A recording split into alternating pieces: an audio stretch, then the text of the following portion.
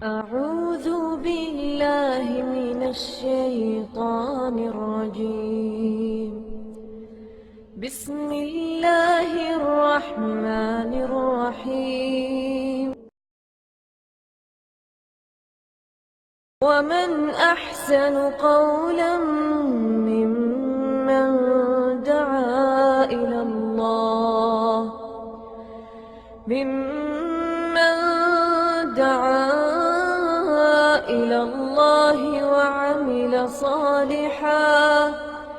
وعمل صالحا وقال إنني من المسلمين.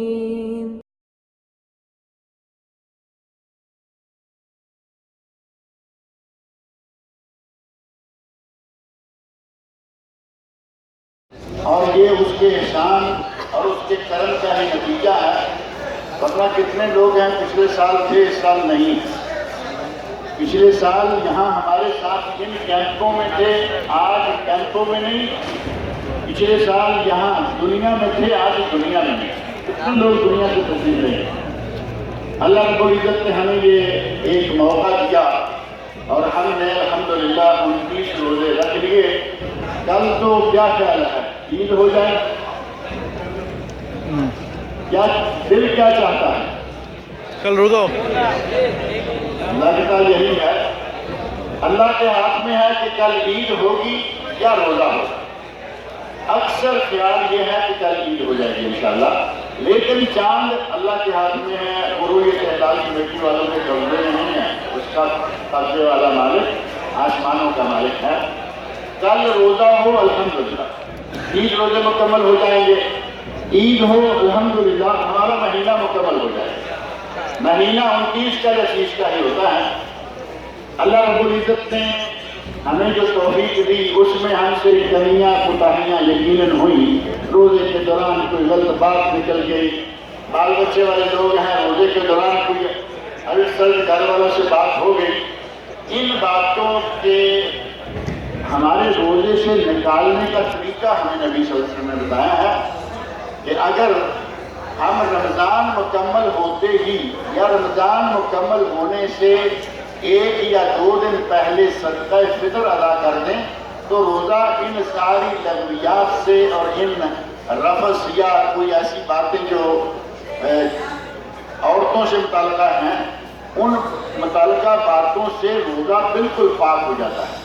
حدیث میں آتا ہے کہ یہ ہے طہرۃ للصائم من اللغو والرفث، صدقہ روزے کو پاک کر دیتا ہے لغویات سے اور رفث سے، یعنی عورتوں کے متعلقہ باتوں سے، اور ساتھ ہی طعمۃ للمساکین، یہ مسکینوں کے لیے کھانا بھی ہے، مسکینوں کے لیے فائدہ بھی ہے۔ اب ہم اپنے گھروں میں بچوں کے کپڑے بنا رہے ہیں، جوتے بنا رہے ہیں، اپنے کپڑے سلا رہے ہیں، بنا رہے ہیں، اور مسکین جس کے پاس پیسہ نہیں ہے ان کا ہم پر حق ہے یا نہیں؟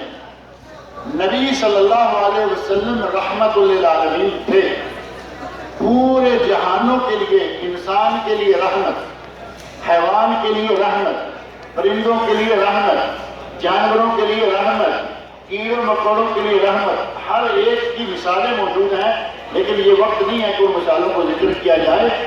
آپ ہر ذی روح کے لیے رحمت تھے، مسکین کے لیے آپ رحمت کیوں نہ ہوں گے؟ ہم تو بڑے مزے کے ساتھ نئے کپڑے پہن کر حلوے کھائیں اور مسکین کو کھانے کو بھی نہ ملے، پہننے کو بھی نہ ملے، ہمارے نبی کو یہ بات دوبارہ نہیں تھی، لہذا فرمایا کہ اپنے روزے کو پاک کرنے کے لیے اور مسکین کے گھر میں کھانا مہیا کرنے کے لیے اپنے فطرانہ نکالو، اور فطرانہ نبی اکرم صلی اللہ علیہ وسلم نے طے کر دیا۔ سورۃ العلیٰ کی جو آیتیں میں نے 2 پڑھی ہیں، آیت نمبر 14 اور 15، قد افلح من تزکیٰ، وہ کامیاب ہو گیا، وہ فلاح پا گیا جس نے اپنے آپ کو پاک کر لیا، اور تزکیٰ کا معنی کیا گیا ہے جس نے اپنی زکوٰۃ الفطر ادا کر لی۔ قد افلح من تزکیٰ، اس کے روزے پاس ہو گئے، اس کے روزے قبول ہو گئے، وہ کامیابی پا گیا، وہ فلاح پا گیا۔ کون؟ جس نے زکوٰۃ الفطر یا فطرانہ یا فطرہ، یہ سارے اسی کے نام ہیں، جس نے زکات الفطر ادا کر لی اس کے روزے بھی ٹھیک ہو گئے، وہ آدمی فلاح پا گیا۔ اور قد افلح من تزکا وذکر اسم ربہ فصلی، اور اللہ کا ذکر کرتے ہوئے تکبیریں پڑھتے ہوئے عیدگاہ میں گیا اور وہاں جا کر اس نے عید کی نماز پڑھی۔ اور تکبیریں کیا ہیں؟ اللہ اکبر لا الہ الا اللہ اللہ اکبر وللہ الحمد، یہ تو آپ سارے جانتے ہیں نا۔ اب فطرانہ جو دینا ہے وہ کتنا ہے اور کیا ہے؟ نبی اکرم صلی اللہ علیہ وسلم نے فطرانہ فرض قرار دیا ہے۔ فرض رسول اللہ، حدیث میں آتا ہے کہ نبی صلی اللہ علیہ وسلم نے فطرانے کو فرض قرار دیا، اور یہ فطرانہ ہر بڑے پر، چھوٹے پر، غلام پر، آزاد پر، مذکر پر، مؤنث پر، سب پر فطرانہ ہے، حتیٰ کہ مالدار پر اور غریب پر بھی فطرانہ ہے۔ بعض اہل علم نے لکھا کہ جس کے گھر میں ایک دن اور ایک رات کی روٹی ہے، اسے توفیق ہے تو وہ اپنا فطرانہ دے۔ اپنے روزے کو پاک کرنے کی غریب کو تو ضرورت ہے نا۔ اگر کسی کے پاس کچھ نہیں تو اللہ تعالیٰ جانتا ہے، اس کو معاف ہے، لیکن جس کے پاس توفیق ہے، یہ ضروری نہیں ہے کہ اس کے پاس 7.5 تولے سونا ہو، یہ ضروری نہیں ہے کہ اس کے پاس 52.5 تولے چاندی ہو، یا 2-4-10 ریال اس کے پاس ہو تبھی فطرانہ دے گا۔ وہ زکوٰۃ کا نصاب، یہ نصاب زکوٰۃ کا نہیں ہے، اس میں ہر حال میں ان کو اپنا فطرانہ ادا کرنا چاہیے۔ نبی صلی اللہ علیہ وسلم نے جو فطرانہ مقرر فرمایا وہ تھا صاعًا من طعام، 1 سا گندم کا، صاعًا من شعیر، 1 سا جو کا، صاعًا من زبیب، 1 سا منکے کا، زبیب معلوم ہے نا، منکہ، صاعًا من عقد، اور پنیر کا 1 سا۔ اس طرح یہ جو چیزیں ہیں، غلہ ہے، جو کھانے پینے میں استعمال ہونے والی چیزیں ہیں، اناج، ان چیزوں میں سے نبی صلی اللہ علیہ وسلم نے فطرانہ مقرر فرمایا۔ اور صحیح تر بات یہ ہے کہ ان چیزوں سے ہی فطرانہ ادا کرنا چاہیے۔ اگر آپ آج کل جو ایک بات عام سنتے ہیں، اور یہ بات باہر صورت کسی صورت میں جائز بھی ہے کہ 20 ریال دے دیں، یہاں جمعیتوں نے اعلان کیا ہوا ہے کہ 20 ریال فطرانہ کافی ہے، اس کا معنی یہ نہیں ہے کہ آپ نے وہ 20 ریال دیے ہیں۔ آپ 20 ریال دیں گے، وہ جمعیت 20 ریال کے چاول خرید کر غریب کے گھر میں پہنچائے۔ آپ نے یہ 20 ریال دیے، عیدگاہ جاتے ہوئے عیدگاہ کے کنارے پر بیٹھے ہوئے مسکین کو وہ کوئی اس سے فائدہ اٹھا سکے؟ اگر آپ نے 1 دن پہلے یا 2 دن پہلے یہ 20 ریال کسی جمعیت کو دیے، کسی غریب کو ڈائریکٹ دے دیے، تو وہ اسے چاول خرید سکتا ہے، سوجی چینی خریدے گا، عید کے دن حلوہ پکائے گا، وہ بھی ہماری طرح مزہ کرے گا۔ کسی کو کپڑے کی ضرورت ہے، وہ اس سے کپڑا خرید لے گا۔ ہمارے یہاں ایک عجیب عادت ہے کہ جیب میں 20 ریال ڈال لیے، سنا تھا کہ 20 ریال فطرانہ ہے، جیب میں ڈالے لیے پھر رہے ہیں۔ جس وقت عیدگاہ میں گئے، دیکھا کہ عید کے کنارے بہت سارے لوگ بیٹھے ہوئے مانگنے والے، اور وہ جو ہمیشہ کے عادی مجرم تو نہیں کہنا چاہیے کیونکہ ان میں مستحق بھی ہوں گے، عادی مجرم قسم کے گداگر ہوتے ہیں، سارا سال مانگتے رہتے ہیں، ہر دن ہر رات مانگتے ہیں، اور ان میں سے یقیناً اکثر لوگ مجھ سے اور آپ سے زیادہ مالدار ہوتے ہیں۔ کیوں مولانا؟ اکثر لوگ مالدار ہوتے ہیں، ان کے پاس روزانہ سینکڑوں کے حساب سے ریال جمع ہوتے ہیں۔ آپ نے اپنی ذمہ داری گلے سے اتاری اور پھینک دی، کہا ہم نے عید پڑھنے سے پہلے آپ کو اگر صدقہ فطر ادا کرنا ہے تو وقت سے کچھ پہلے ادا کریں۔ صحابہ کرام رضی اللہ عنہ، صحیح بخاری میں یہ حدیث موجود ہے کہ عید سے 1 دن یا 2 دن پہلے وہ جمع کروا دیا کرتے ہیں۔ عید سے 1 یا 2 دن پہلے اگر آپ فطرانہ جمع کراتے ہیں تو یقیناً اس کا فائدہ ہوگا۔ اور اگر اجتماعی پاکستان، انڈیا، بنگلہ دیش کسی جگہ، اور یہاں بھی اجتماعی طور پر بعض جامع مسجدیں ہیں، ان کے پاس گاڑیاں کھڑی ہیں، وہ کہتے ہیں کہ جس کو فطرانہ جمع کرانا ہے، چاول ہے، جو ہے، جوار ہے، گندم ہے، جو بھی ہے جمع کرا دو، پیسے دینے ہیں وہ ہم خرید کے ڈال لیں گے۔ وہ گاڑیاں کل سے کھڑی، انہیں معلوم ہے کہ کل اور آج شاید آخری روزہ ہوگا، اور کل بھی رہیں گی۔ اگر کل روزہ ہو گیا، وہ لوگ اس لیے پہلے جمع کر دیتے ہیں کہ جہاں جہاں غریب مسکین ان کی علم میں ہیں وہ وہاں پہنچا سکتے۔ اگر آپ نے ایک فریضہ ادا کیا، لیکن اس کو صحیح وقت پر ادا نہ کیا تو جو اصل مقصد ہوتا ہے وہ فوت ہو جاتا ہے۔ اصل مقصد کو پانے کے لیے ضروری ہے کہ آپ صدقہ فطر بر وقت ادا کریں، اور افضل صحیح تر بات یہ ہے کہ صدقہ فطر اناج یا غلے کی شکل میں ہونا چاہیے۔ امام احمد بن حنبل رحمۃ اللہ علیہ جو امام و اہل سنہ ہیں، ان کے نزدیک، تمام سعودی علماء کے نزدیک کیش پیسے دینا ثابت نہیں ہے۔ وہ کہتے ہیں کہ غلہ یا اناج کو، اور یہ صحیح ترین رائے ہے۔ امام ابو حنیفہ رحمۃ اللہ علیہ کے نزدیک اس غلے کی قیمت دینا جائز ہے۔ اب 4 ائمہ میں سے ایک امام ہے، چلیے یہ بھی جائز مان لیتے ہیں، لیکن یہ عیدگاہ جاتے ہوئے نہیں دیں، بلکہ پہلے دیں تاکہ اس سے اناج خریدا جا سکے اور آپ کا فطرانہ سنت کے مطابق ادا کیا جا سکے۔ عید کو جانے کے لیے نبی اکرم صلی اللہ علیہ وسلم سے کسی صحیح حدیث میں یہ بات تو ثابت نہیں ہے کہ نئے کپڑے پہن کے جائیں۔ دھلے ہوئے کپڑے ہیں، صاف ستھرے کپڑے ہیں، وہ پہنیں اور تکبیریں پڑھتے ہوئے جائیں۔ تکبیریں تو آپ سب کو یاد آئی ہیں نہیں؟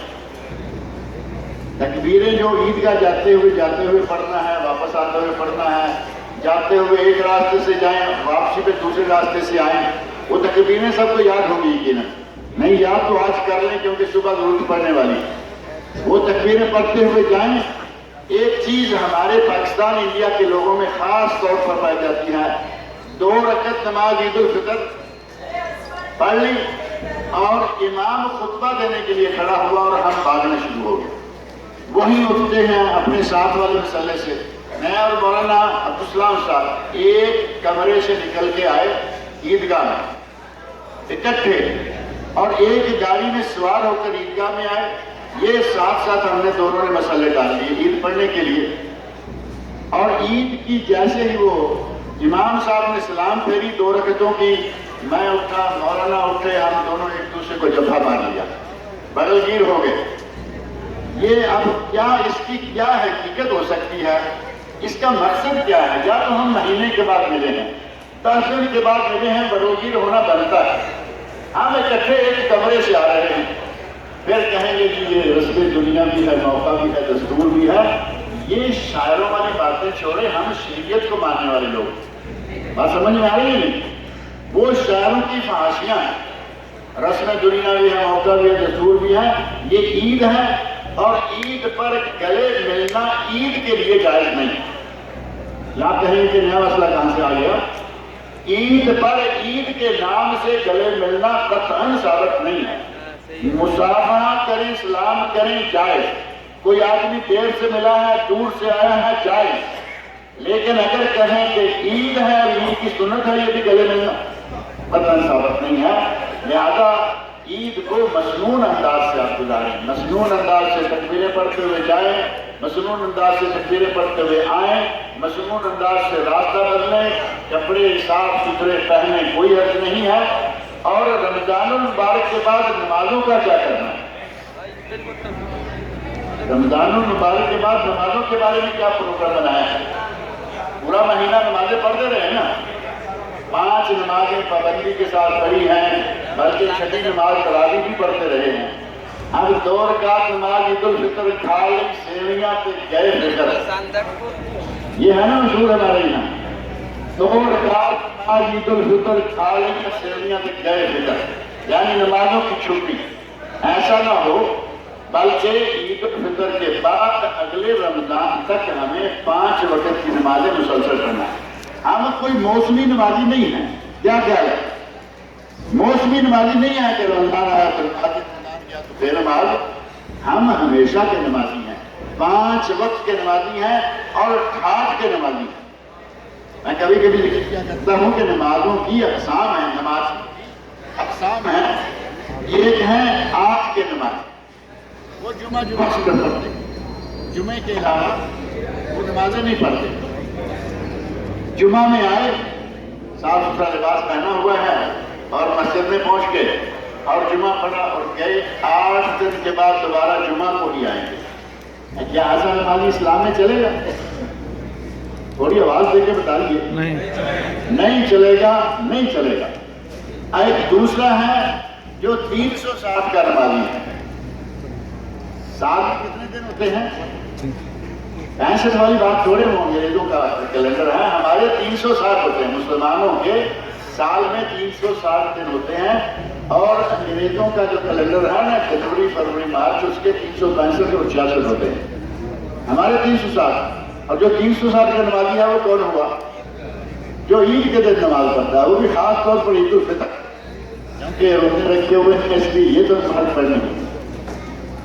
یہ ہم کے نمازی ہیں نہ 360 کے نمازی ہیں اور نہ ہم 61 کے نمازی ہیں. کچھ ایسے ہیں کہ 4-5 لوگ بیٹھے ہوئے ہیں اور ان میں سے ایک آدمی بے نماز. اب 4 لوگ اذان ہونے پر اٹھ کر مسجد چلے جانے لگے تو 5واں کہتا ہے میں کیا کروں, میں نہ چاہوں گا تو شرم والی بات ہے ان کے ساتھ بیٹھا ہوا میں, اب یہ بیٹھوں گا کہاں. تو وہ شرما شرمی مسجد میں چلا جاتا ہے. اس کو کہتے ہیں اکٹھ کے نماز. کبھی دماغ سے اکٹھے نماز پڑھ لے تو پڑھ لی تو نہ سکتے, ہم وہ بھی نہیں ہیں. اور ایک ہے کھاٹ کے نماز جو صرف جنازے میں شرکت کرتے ہیں. کھاٹ پہ میت پڑی ہے اور یہ جا کے نماز جنازہ پڑھ کے آتے ہیں. دعائے جنازہ نہیں آتی, دعائے جنازہ نہیں آتی لیکن نماز میں ضرور جائیں گے. اور کئی لوگوں کو پوچھا کیا دعائے جنازہ تو کہتے ہیں کبھی کبھار جنازے کی نوبت آتی ہے, یاد نہیں. اب آپ کو دعا یاد کرانے کے لیے روزانہ ایک آدمی مارا جائے اور تمہیں اس کے جنازے کے لیے بلایا جائے, اللہ کے بندو جنازے کی دعا ہمیشہ یاد رکھیں.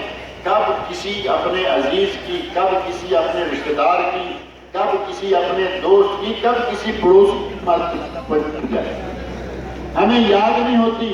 ساری عمر نعرے مارتے رہتے ہیں ہمارا اپنی بیوی سے بہت پیار ہے, اور مرتے وقت پیار کا تحفہ کیا دینے جا رہے ہیں؟ دعائے جنازہ تک یاد نہیں, بیوی کو کیا دعا دے کے بھیجے گا دنیا سے؟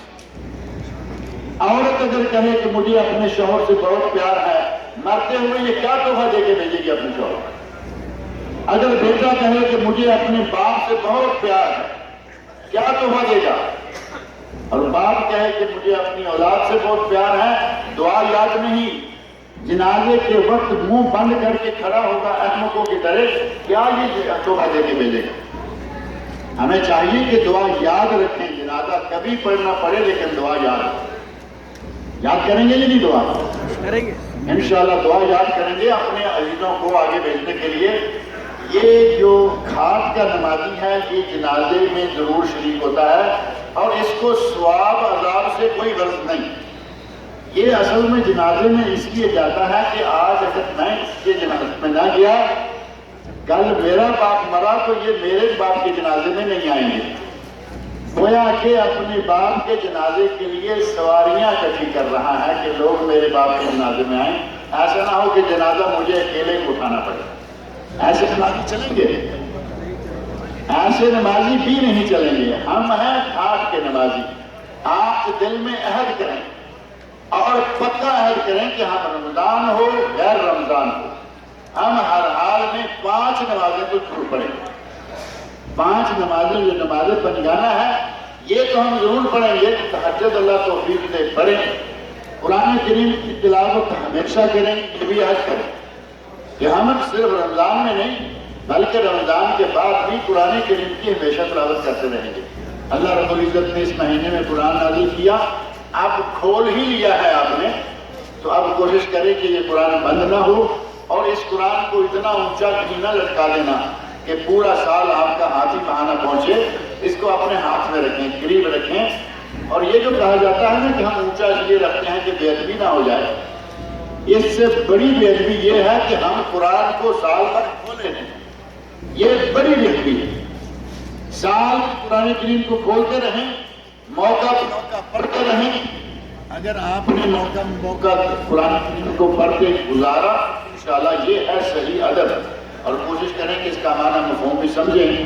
اللہ رب العزت ہمارے آپ کے سب کے روزے قبول فرمائے. اللہ تعالی ہمیں آئندہ سالوں کے روزے رکھنے کی توفیق عطا فرمائے. اب یہ کوئی نہ سمجھ لے کہ یہ تو بوڑھے لوگ ہیں, پتہ نہیں ان کا تو اگلا سال آئے گا نہیں آئے گا. ہم تو جوان ہیں. ہمارے لوگ سمجھتے ہیں کہ میں تو ابھی جوان ہوں. یہاں جوانی اور بڑھاپا کوئی کام نہیں دیتا. جب اللہ رب العزت نے دور فیصلی معاملہ ختم, जवान भी मरते देखे हैं, बच्चे भी मरते देखे हैं, एक दिन का, एक हफ्ते का, एक साल का, एक महीने का, और वो लोग भी देखे हैं कि जो 125 साल के हैं और अभी चल कर मस्जिद में जाते हैं और नमाज पढ़ के आते हैं। ये अल्लाह के हाथ है। कोई आदमी अपनी जवानी पे इतना बुरा करे कि हम जवान हैं और स्वस्थ रहेंगे, लिहाजा ये अहद करें कि हम आइंदा इंशाअल्लाह हमेशा नमाजी रहेंगे, कुरान करीम की तिलावत करते रहेंगे। अल्लाह ताला मुझे और आप सबको पक्का नमाजी बनाए, कुरान करीम के पढ़ने वाला बनाए, हमारे रोजे इबादतें जैसी कैसे कि अल्लाह ताला सब को कबूल फरमाए।